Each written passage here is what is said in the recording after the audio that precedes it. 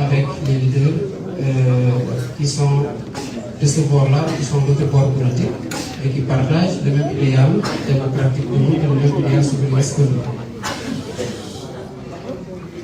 J'ai entendu des gens dire que le poste de vice-président est taillé sur mesure pour le président Ousmane Sonko.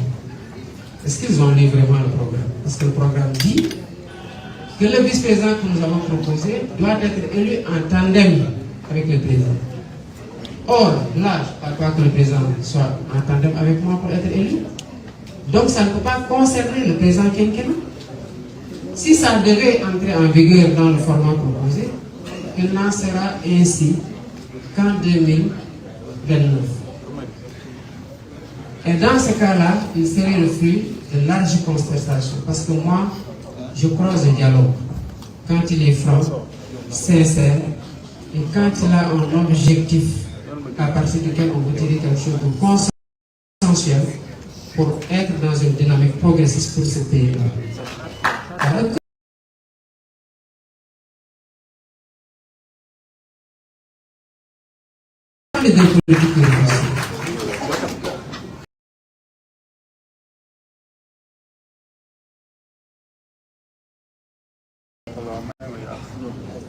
Mais ce qu'il y a à comprendre, et ça, on n'attendra pas 2029 pour le faire. Dans la Commission nationale de réforme des institutions, la CNRI, a rendu ses conclusions en décembre 2013.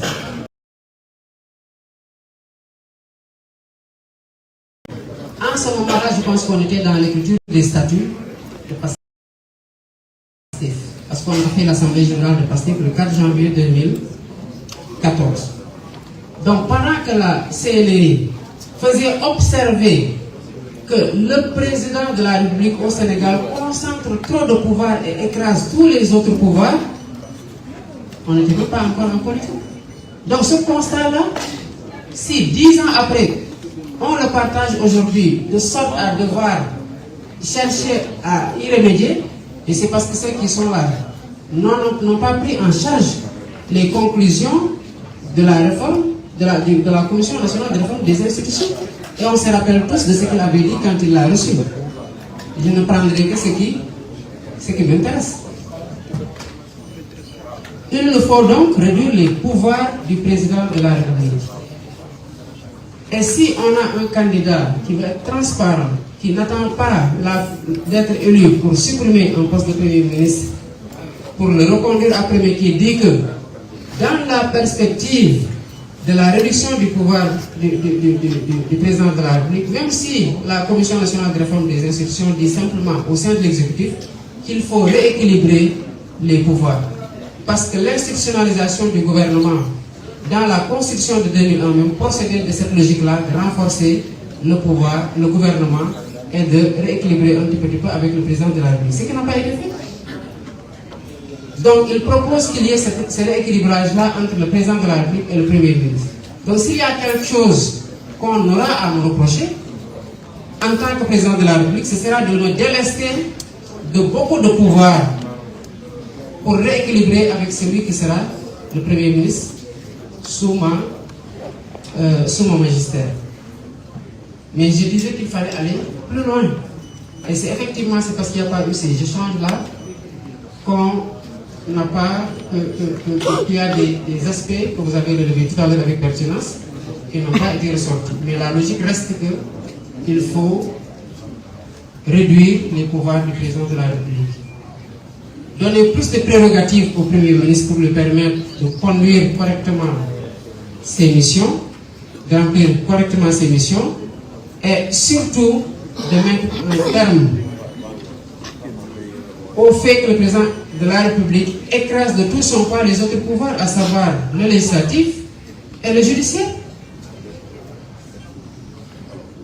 Je pense que ces 2 dernières années-là, l'essentiel de tout ce qu'on a connu au Sénégal est dû à des décisions de justice.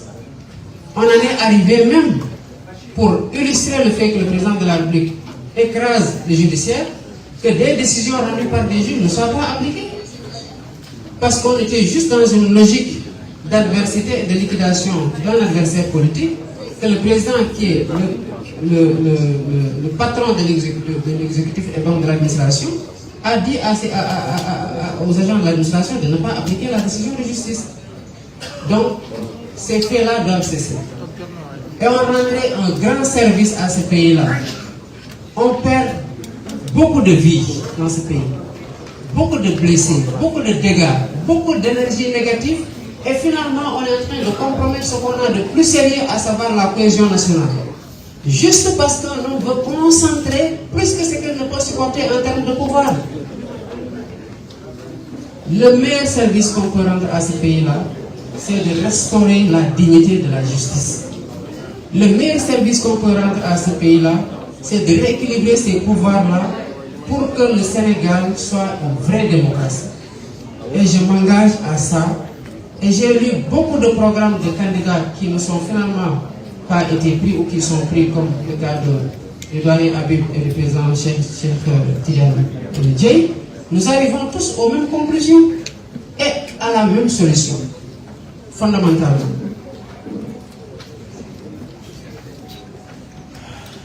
Les autres aspects, c'est aussi le foncier, où on a eu une commission nationale de réforme foncière, où les conclusions ne sont pas appliquées par un manque de courage politique. On oublie que les ressources ne sont pas simplement les ressources extractives ou minières, et que les ressources ne sont pas simplement les ressources financières qu'on peut tirer en levant des impôts. Le foncier, c'est une ressource extrêmement précieuse. L'ensemble des candidats aujourd'hui veut bâtir son programme économique sur l'agriculture. On ne pourra jamais faire ça avec la loi sur le domaine national qui dit que les terres n'appartiennent à personne, qu'on ne peut pas valoriser, qu'on ne peut valoriser auprès d'aucune banque. Aucune banque ne s'engagera à financer un projet agricole quand la terre est un bien qui n'appartient pratiquement à personne. Pas possible, tous les banquiers vous le diront. Donc les réformes foncières que nous entendons mener pour soutenir cette agriculture-là et la financer convenablement, mais c'est cette réforme foncière-là qui doit octroyer des titres fonciers à des coopératives d'exploitation, que vous l'avez déjà annoncé dans votre livre Solutions pour un Sénégal nouveau, à savoir les petites exploitations familiales. Et c'est un modèle qui a réussi un peu partout, notamment au Vietnam ou dans d'autres pays. Sans cela, il n'y aura pas de souveraineté alimentaire dans ce pays aussi. Et nous continuons toujours à rester sur ce fil conducteur-là de la souveraineté de notre pays, pour lui garantir une prospérité et en réformant les institutions pour qu'on ait une justice véritable dans ce pays-là. Il y a un autre point, et c'est sur ce dernier que je vais m'arrêter parce qu'on ne pourra pas faire le tour aussi de certains aspects du programme. C'est le point qui a trait à l'hydraulique rurale. Moi, je le sais pour l'avoir vécu. Quand j'étais étudiant, on n'avait pas de robinet chez nous. J'étais à l'ENA. On a pris notre bourse là qui avait augmenté par rapport à l'université. Et à un moment donné, on nous a payé d'un coup. J'ai pris ça, je suis allé creuser pour avoir un robinet chez nous. Et à partir de ce robinet-là, d'autres ménages qui n'avaient même pas ces ressources-là se sont branchés. Ils ont eu accès à l'eau potable, qui leur évite énormément de maladies. Mais depuis qu'on a fait les délégations spéciales sur l'eau, moi je paye plus d'eau dans la facture au village que ce que je paye à Dakar. Alors qu'il y a plus de ressources à Dakar que dans les villages là qui sont totalement paupérisés. Donc il nous faut aussi revoir la gestion de l'hydraulique rurale, parce que les ménages dans les milieux ruraux sont en train de souffrir terriblement. Je pense qu'il y a beaucoup d'aspects de notre programme que vous avez vu. Je sais que vous en êtes d'ardents défenseurs parce que de la prison, j'ai pu suivre vos débats. Pas plus tard, avant-hier, je suivais avec délectation Abdourahmane Diouf, le président Abdourahmane Diouf, plus Herman Ndiaye. Et hier, avant de sortir, on avait déjà commencé à regarder notre doyenne Aïda Mbodj et le doyen Habib Sy. Et je vois que partout, vous avez tous été d'excellents défenseurs de ce programme-là. Et cela atteste simplement d'un fait, pour conclure, c'est que nous tenons tous sur la même corde. C'est ce projet qui nous fédère tous et qui est